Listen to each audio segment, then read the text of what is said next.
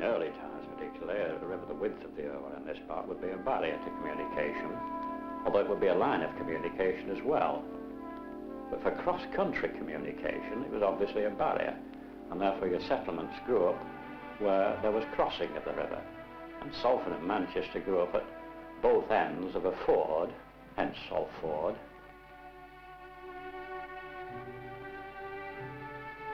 I always think the most amusing one is John Byron, who lived just down below here at Cell, and writes from Cambridge that he's fed up with Cambridge and the river there and longs to throw himself in the waters of the Irwell at the bottom of the garden at Cell. Charlie Hanson, who was the Salford historian, thought it was connected with the ford by the hall of the lord who sort of overruled these parts. But I think the generally accepted one is that it was a ford by the willows, the sallows, the willows, which is logical enough. The other theory is that it means connected with dark waters, the ford by the dark waters. I think Willow Ford is probably the correct one.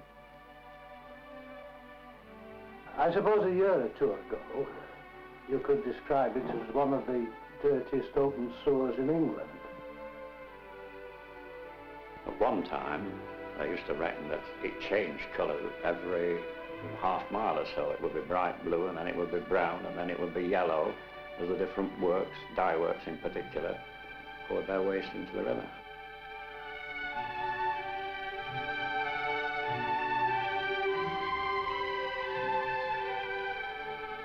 On the local level, the various floods, which of course have had a disastrous effect on some of the areas.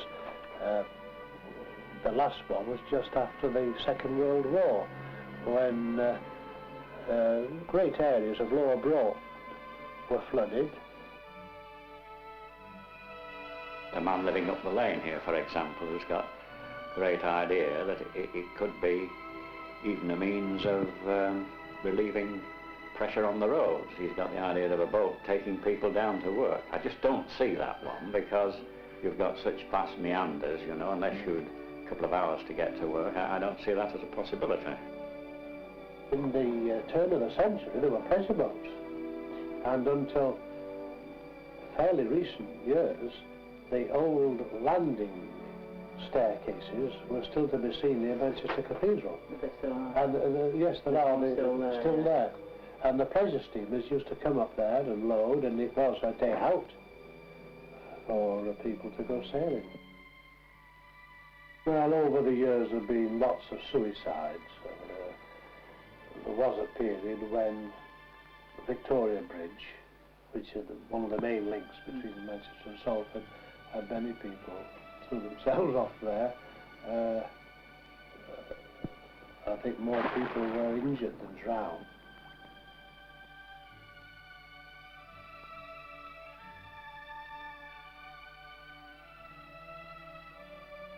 A great character who used to live in Salford, he died many, many years ago, called Mark Addy. He saved no fewer than 55 lives. And local people said he used to push them in and then dive in and save them. He eventually died because of this, because on his last rescue, he dived in and he swallowed so much of the, even then, filthy water that it brought on his last fatal illness.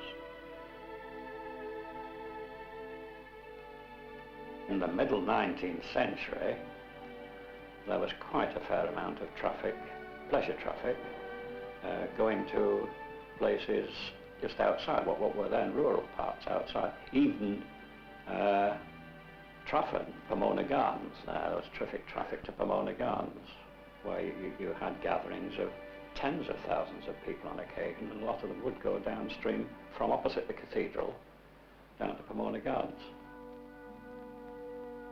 Actually think of the river, the Irwell? A difficult one. I think a kindly acceptance, as one would accept the black sheep of the family. It's with us, it's got character, and we accept it as is there. And I think most Salfordians will say its main purpose is to make a clear distinction between us and Manchester.